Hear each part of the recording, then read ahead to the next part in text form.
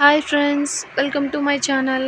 ఈరోజు రెసిపీలో 6 to 12 month బేబీస్కి ఇన్స్టెంట్ వెయిట్ గెయిన్ పౌడర్ ఎలా తయారు చేసుకోవాలో చూద్దాం. దీనికోసం మనం ముందుగా ఒక ప్యాన్ తీసుకొని అందులోకి ఒక కప్పు మూరీలను వేసుకోవాలి. మంటను లో ఫ్లేమ్లోనే పెట్టుకొని బాగా ఫ్రై చేసుకోవాలి. హై ఫ్లేమ్లో అస్సలు పెట్టొద్దండి, ఎందుకంటే మాడిపోతాయి.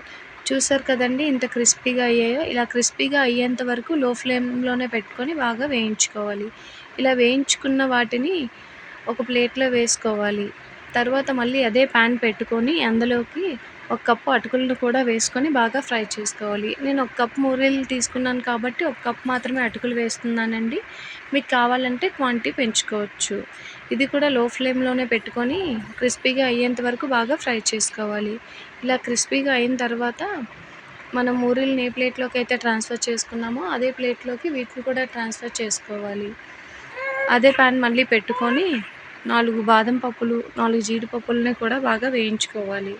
మీకు కావాలంటే ఈ ప్లేస్‌లో మీరు వాల్‌నట్స్‌ని కూడా యాడ్ చేసుకోవచ్చండి. నేను వాల్‌నట్స్ ఏమీ వేయలేదు. ఓన్లీ జీడిపప్పు, బాదం పప్పు మాత్రమే వేయించుకున్నాను.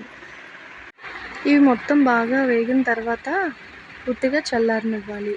పూర్తిగా చల్లారిన తర్వాత ఒక మిక్సర్ జార్‌లో వేసుకొని మెత్తగా పౌడర్‌లా చేసుకోవాలి. ఇలా గ్రైండ్ చేసుకున్న పౌడర్‌ని పిండి జల్లించుకునే జల్లెడలో వేసుకొని బాగా జల్లించుకోవాలి.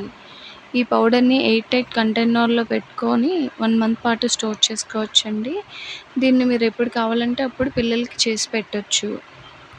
ట్రావెలింగ్ చేసేటప్పుడు అలాంటప్పుడు బాగా యూజ్ అవుతుందండి ఈ పౌడర్. ఎందుకంటే పిల్లలకి త్వరగా డైజెస్ట్ అయిపోతుంది కాబట్టి మీరు ఇన్‌స్టెంట్‌గా చేసి పెట్టొచ్చు. చూసారు కదండీ ఎంత ఈజీగా అయిపోయిందో.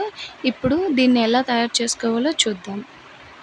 ఒక బౌల్ తీసుకొని అందులోకి మనం తయారు చేసుకొని పెట్టుకున్న పౌడర్‌ని యాడ్ చేసుకోవాలి. మీకు ఎంత క్వాంటిటీ చేయాలనుకుంటున్నారో అంత పౌడర్‌ని మీరు యాడ్ చేసుకోవచ్చండి.